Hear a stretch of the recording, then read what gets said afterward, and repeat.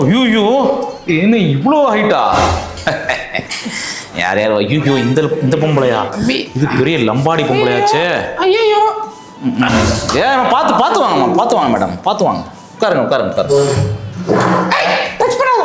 Sir வாந்தி வருது sir. வாந்தி வருதா சார் இவளுக்கு? இல்ல வரல யாரு இவங்க டார்ச் லைட்ல டிவில உடைச்ச உடனே இவங்க. நான் என்ன கேக்குறேன், இந்த ஸ்னேக்கன் அவர் வந்து ஆரம்ப காலத்துல பிக் பாஸ்ல கூட அவர் ஃபேமஸ் கிடையாது. சூரியன் கட்சியை விமர்சித்ததுதான் அவர் ஃபேமஸ். இப்படி இருக்கிற ஒரு கட்டிட்டு இருக்காரு. அப்புறம் உங்களுக்காக ஒரு லீக்ஸ் எழுதி வச்சிருக்கேன். குத்து விளக்கு சத்தியமா நீ குடும்ப குத்து விளக்கு. நல்லா இருக்குங்களா மேடம்? அந்த மாதிரி பாடலுக்கெல்லாம் டான்ஸ் ஆடி போட்டு இவங்க எங்களை வந்து குறை சொல்றாங்க. கேக்குறேன், உங்க தலைவரே நான் கேக்குறேன். ஆரம்பத்துல வந்து குடும்ப அரசியல் அதுக்கு வந்து இது போடாதீங்க அப்படி இப்படிலாம் சொல்லிட்டு இருந்தாரு. இப்ப அந்த குடும்பத்திலே கும்மி அடிக்கிறேன், அதை பத்தி எதுவும் கேட்க மாட்டீங்களா? பாருங்க, ஒரு குடும்பம்னா சண்டை சச்சரவு வரதான் செய்யும். குடும்பங்கள்ல அண்ணன் தம்பி தங்கைகள் இவங்களாம் ஒன்னா இருக்கிறப்ப சண்டைகள் வரதான் செய்யும். அப்பப்ப சேர்ந்து போனாங்க. Super sir. சரி அதை விடுங்க, இவன் ஒருத்தர் சுத்திட்டே இருக்கானே. ஐயோ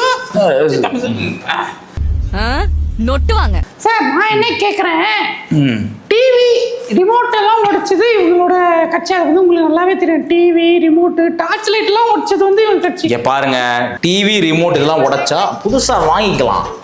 ஆனா தமிழ்நாட்டில் ஏதாவது ஒரு விரிசல் ஏற்பட்டுச்சுன்னா அதை சரி செய்ய முடியுமா? அதை சரி செய்து தான் நாங்க வந்திருக்கோம். என்னடா இது?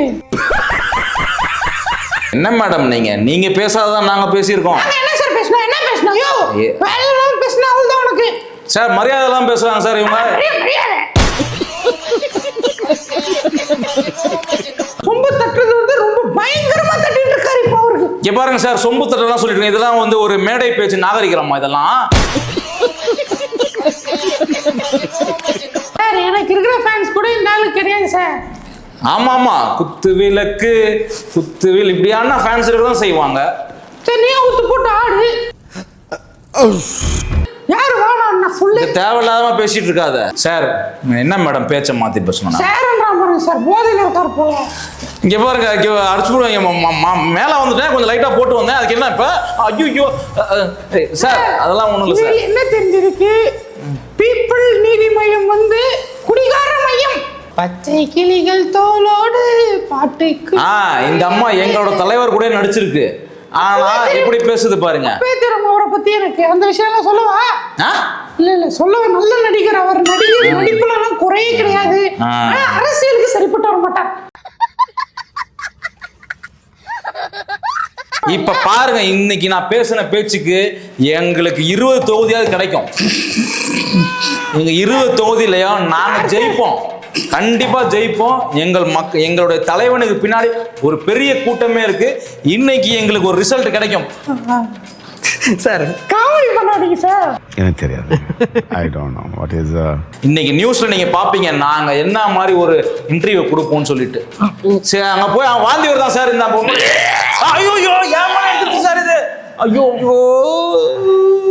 நாம் மக்களுக்காக அந்த கட்சியில் நின்று அனைத்தையும் செய்து காட்டுவோம் அப்படின்னு நம்ம வாக்கு கொடுத்தாச்சு. இதுக்கப்புறம் கப்பலேறி போயாச்சு வாங்க ஊராட்சி கண்ணம்மா ஸ்னேக்கன் எல்லாமே என்னுடைய கட்சிக்கு நீங்க தான் முக்கியமாக ஒரு மைய புள்ளியாக இருப்பதால் தான் இந்த கட்சிக்கு மையம் என்று பெயர் வைத்தேன்.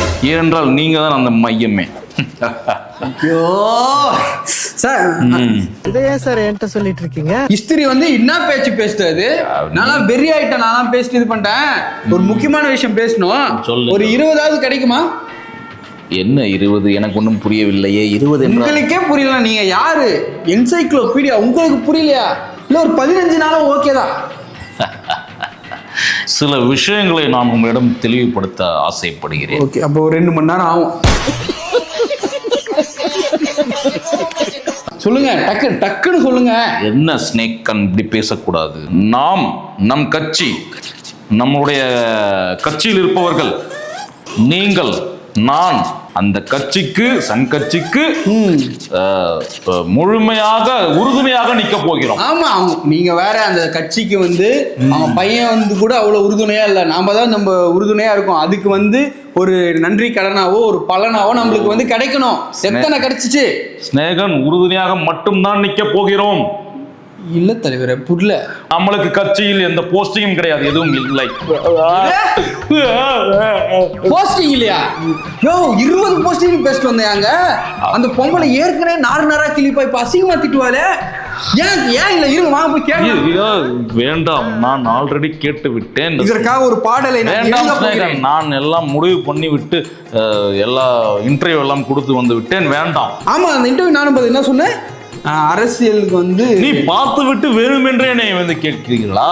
இல்ல, நீ வந்து சம்டைம்ஸ் அங்க வந்து சொல்லுவல, அங்க வளரிட்டேன் அதுக்கப்புறமா மாத்தி பேசிடுவேன் அப்படின்ற மாதிரி நான் நினைச்சேன். என்ன, அரசியல் வந்து பணம் சம்பாதிக்கிறதுக்காக வரல, மக்களின் சேவைக்காக. என்னதை கிழிச்சிட நீ மக்கள் சேவைக்கு?